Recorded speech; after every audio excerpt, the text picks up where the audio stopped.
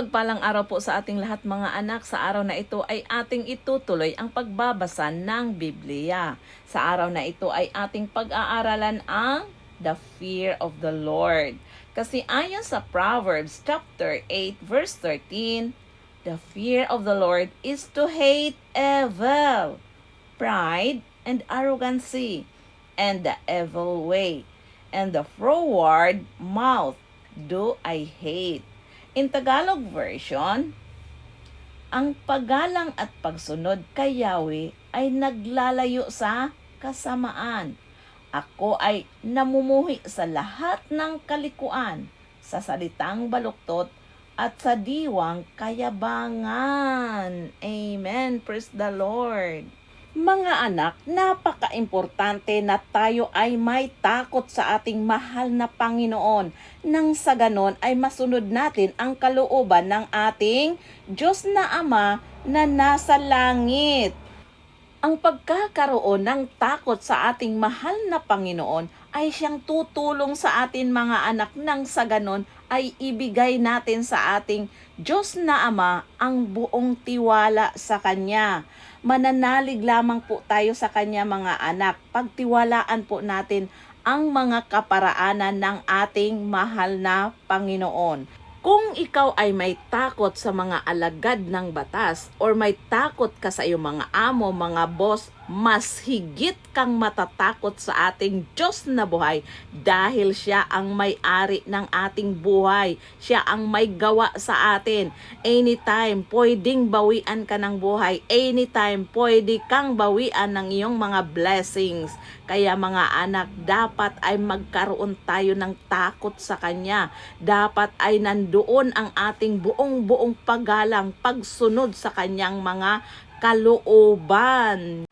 At ayon pa nga sa Kawikaan chapter 1 verse 7, ang paggalang at pagsunod kay Yahweh ay pasimula ng karunungan, ngunit walang halaga sa mga mangmang ang aral at mga saway. Yes mga anak, the fear of the Lord is the beginning of wisdom. And the Bible says in Proverbs chapter 4 verse 6 to 7, do not forsake wisdom, and she will protect you. Love her, and she will watch over you. Wisdom is supreme, and therefore, get wisdom. Ganon kaimportante ang karunungan mga anak, at makukuha lamang natin yan kapag tayo ay may takot sa ating mahal na Panginoon. Diba kapag ikaw ay namamasukan, natatakot ka na ikaw ay malate. Natatakot ka na baka ikaw ay makagawa ng kamalian.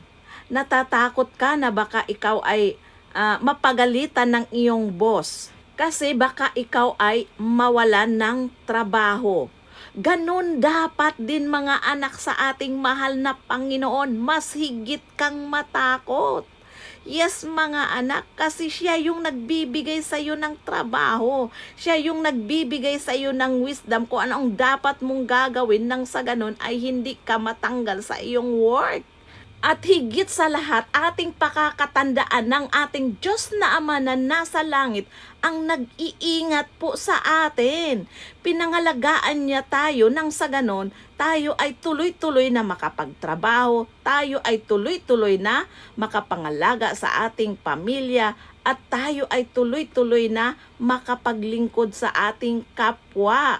Makasunod tayo sa Kanyang kalooban. Kaya mga anak, napaka-importante na magkaroon tayo ng takot sa ating Diyos na buhay.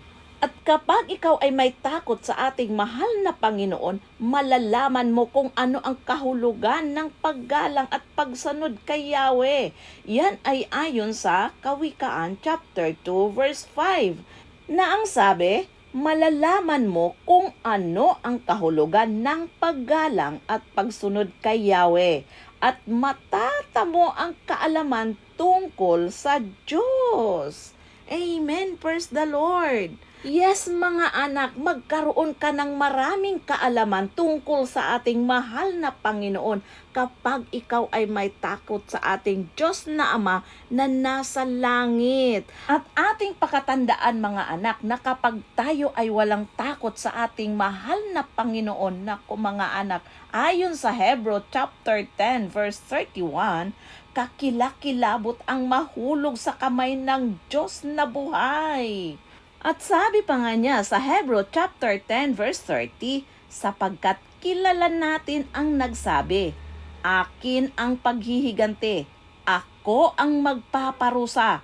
At siya rin ang nagsabi, hahatulan ng Panginoon ang kanyang bayan. Yes, mga anak, hahatulan po tayo ayon sa ating gawa.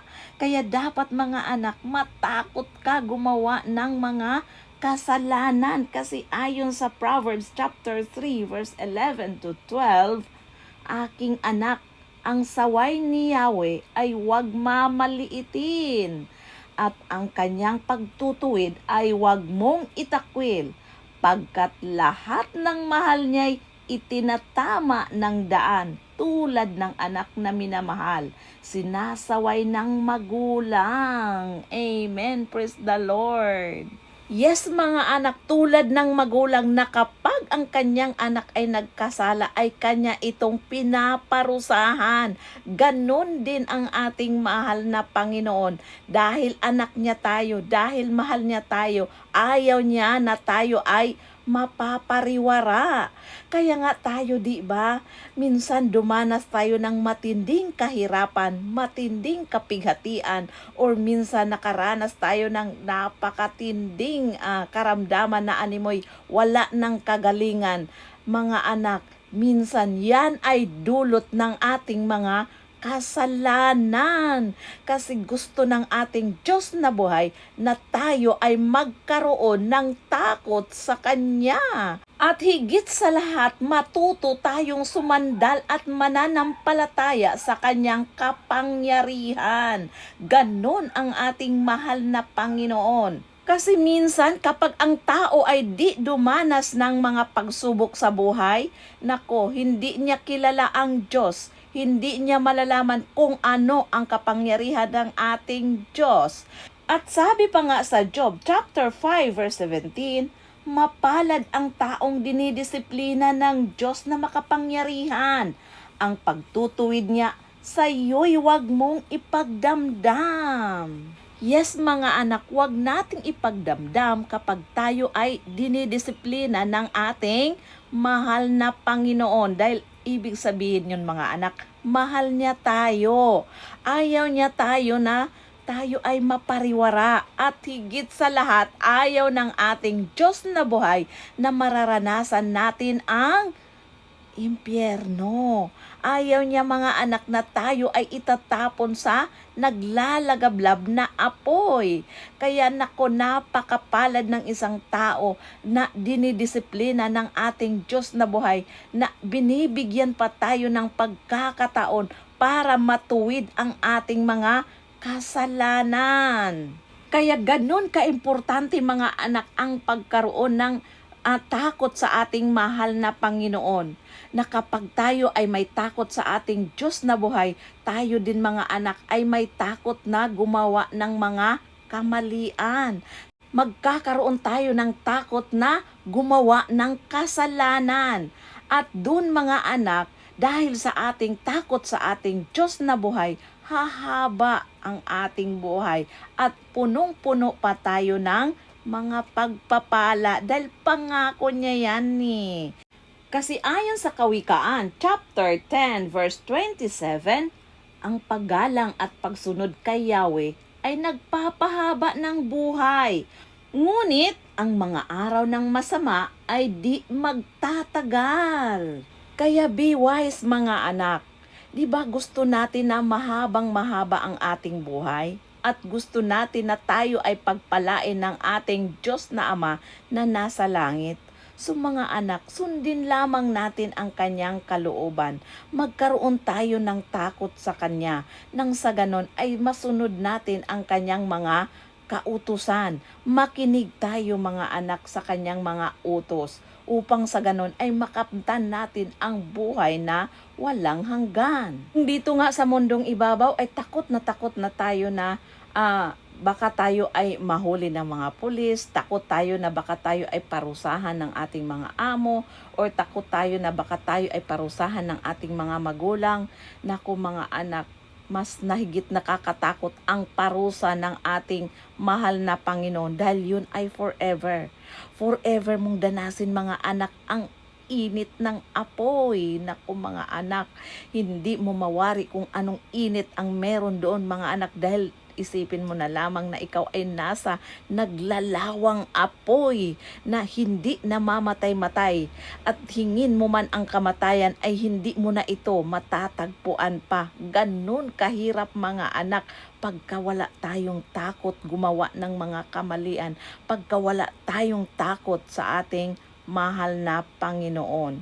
Kaya dito pa lamang sa lupa ay pinaalalahanan na tayo mga anak na tayo ay magkaroon ng takot sa Kanya. At ayon pa sa Kawikaan, chapter 14, verse 26, ang paggalang at pagsunod kay Yahweh, dulot ay kapayapaan.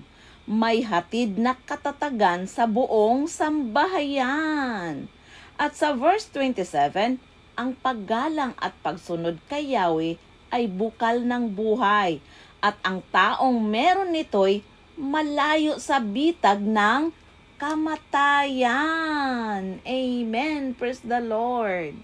So those who desire to live life to its richest measure can begin by fearing the Lord. Remember that the fear of the Lord is a fountain of life, turning a person from the snares of death.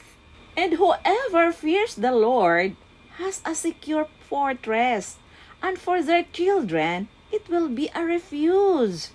Your entire household will benefit from your commitment to a humility based upon the fear of the Lord. The Bible is clear that there are unseen spiritual blessings that will serve to protect you from your adversary.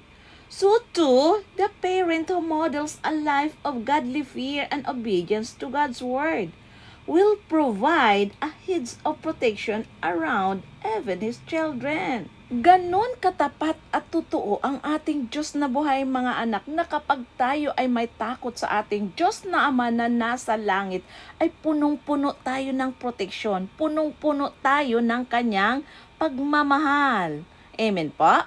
So yun lamang po mga anak, to God be all the glory, hanggang sa susunod nating pagbabasa ng Biblia.